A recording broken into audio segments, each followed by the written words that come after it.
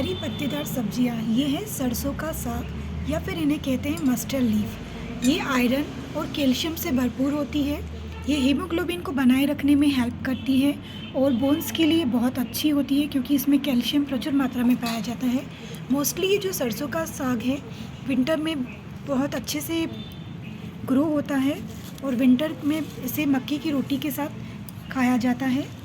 अब हम देख रहे हैं एक ये जो है मस्टर्ड्स, जब भी आप इसे बाज़ार से लेने जाएं मार्केट से तो इसकी पत्तियां इस तरह की होती हैं, बड़ी छोटी, और साथ में इस तरह की इनमें फ्लावर्स होते हैं। और जब आप खेतों में भी देखते होंगे जहाँ पे सरसों की खेती होती है वहाँ पे इनमें पीले पीले फूल्स खिलते हैं, बहुत ही प्यारे लगते हैं। अब हम देखेंगे कि सरसों की सब्ज़ी बनाने के लिए सरसों को हम किस तरह से काटें, क्योंकि ये इसके पत्ते जो हैं काफ़ी अलग तरह के होते हैं और मूली के पत्तों की तरह इनमें भी, इनके पत्तों में भी हल्के हल्के से ऐसे रेशे होते हैं, इसलिए इनको पका के खाना अच्छा माना जाता है। मोस्टली लंच में सरसों का साग खाया जाता है। डिनर टाइम में ग्रीन लीव्स को अवॉइड कर सकते हैं। ये देखिए इनकी छोटी पत्तियाँ कितनी सुंदर हैं।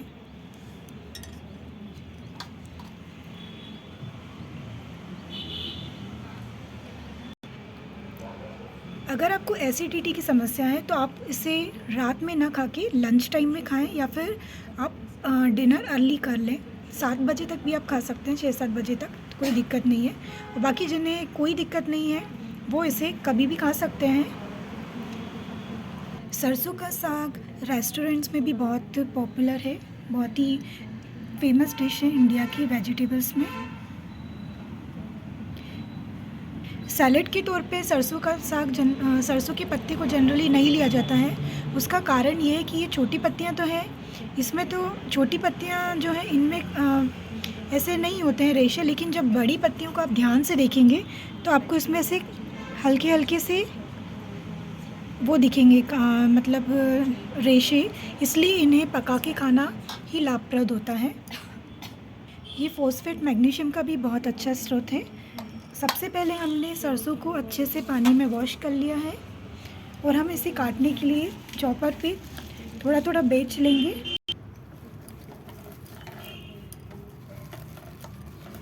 आपको इसे बेच की ऐसी गड्डी बनाना है और इसके बाद आपको नाइफ़ की हेल्प से इसे बारीक बारीक चॉप करना है।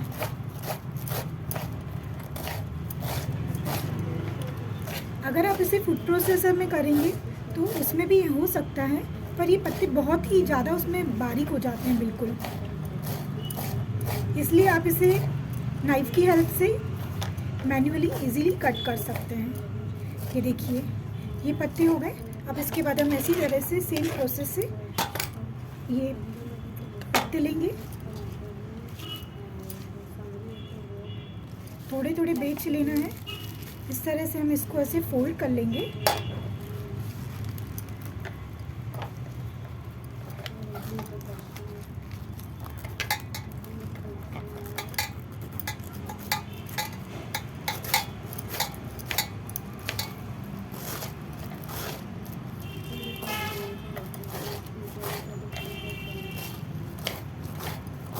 और इन्हें चॉप कर लेंगे।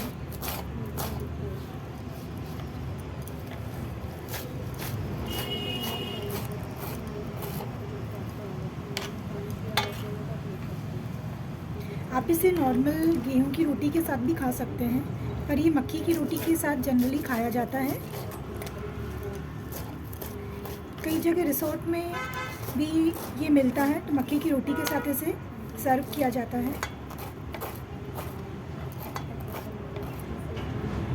वो पंजाब की ये फेमस डिश है।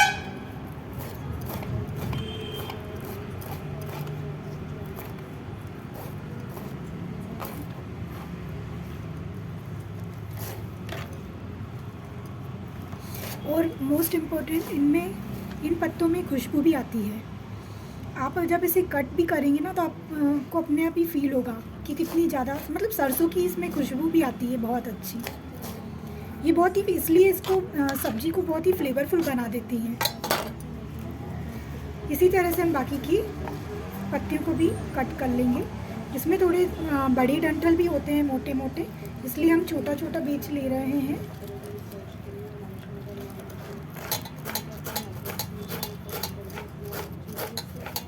डंठल को आप बारीक कट कर लीजिए ताकि सब्ज़ी बनने में आसानी रहे, आसानी से पक जाए।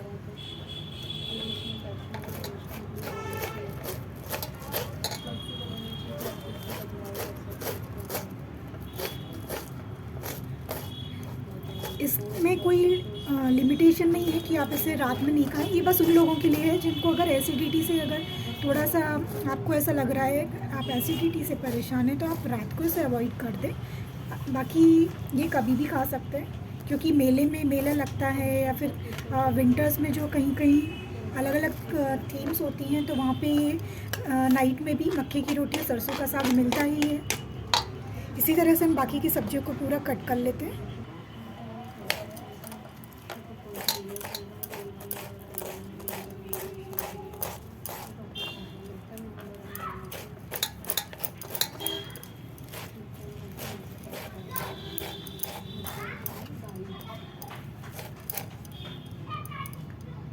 अच्छा, आपको डंठल भी ऐसे मिल सकती है सरसों के साग के लिए, तो इसको आपको अलग नहीं करना है। इस तरह से जैसे आप बीन्स को कट करते हैं ना, ऐसे बारीक बारीक, ऐसे इसे भी कट करना है। और अगर आपको इसका एक और बेनिफिट ये है कि इसमें कई सारे फ्लावर्स भी आते हैं, ये देखिए। तो आप इन फ्लावर्स को इकट्ठा करके इनका बंच बना के हेयर्स को डेकोरेट भी कर सकते हैं। नॉट फनी, सीरियसली कर सकते हैं।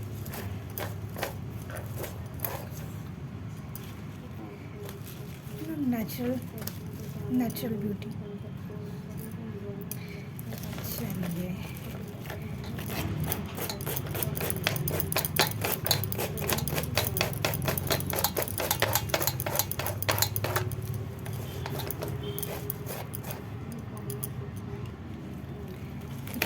सारी किलो सरसों कट कर रहे हैं, चॉप कर रहे हैं, और अभी तक पत्ते बचे हैं। ऐसा लग रहा है कि जैसे ढाबा ही चल रहा है वहाँ पे। बस ढाबा ही खोल लेते हैं, मक्की की रोटी और सरसों के साथ।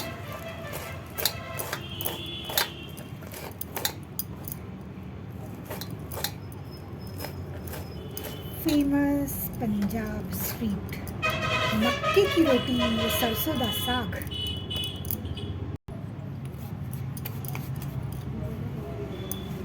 सरसों की साग अच्छे से चॉप हो गई है। अब बस तैयारी करते हैं इसकी सब्ज़ी बनाने की। और हमें मिला है सरसों की साग से अमूल्य खजाना, जो कि आप अपने रिश्तेदारों को भेंट में दे सकते हैं, अपनी बहनों को भेंट में दे सकते हैं। बहुत ही बढ़िया हेयर एक्सेसरीज क्लिप आप इससे बना सकते हैं। तो ये है हमें मिला सरसों के फूल।